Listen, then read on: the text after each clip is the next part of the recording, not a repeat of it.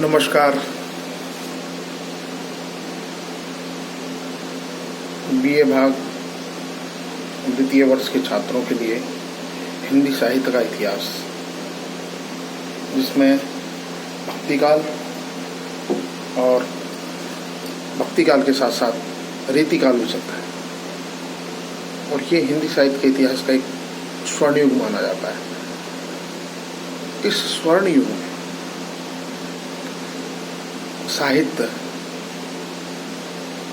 जिसे कहते हैं, यानी साहित्य समाज का दर्पण है और दीपक भी, सैपला से जो सबके हित में रचा जाता है उसे साहित्य कहते हैं।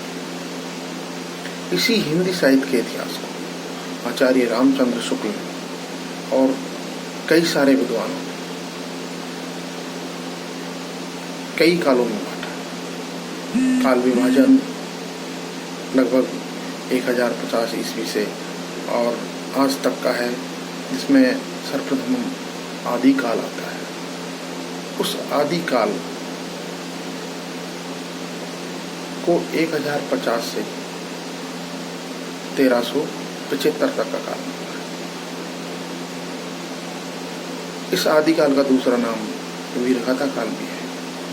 वीरगाथा काल इसको इसलिए कहा जाता है क्योंकि इस समय वीर रस की बहुत सारी रचनाएं या बहुत सारे ग्रंथ लिखे गए थे। वो सारे ग्रंथ जो रासो ग्रंथ हैं वो वीर रस की श्रेणी मानते हैं और वीर काव्य की श्रेणी मानते हैं। रासो काव्य जैसे चंद्रवर्ताई द्वारा लिखा गया पृथ्वीराज रासो, जिसमें वीर रस से उत्प्रोत है। उसी प्रकार विशल देव रासो, परमाल रासो, ये सारी रचनाएं वीर रस की हैं। इसलिए आदिकाल के साथ साथ इस काल को वीरगाथा काल भी कहते हैं। दूसरा काल जो आचार्य रामचंद्र शुक्ल ने माना है, उस काल को मध्यकाल के नाम से जाना है। मध्यकाल इसे भक्तिकाल के नाम से जाना है। इस काल को काल विभाजन जो है वो 1350 से 1700 ईस्वी तक माना है,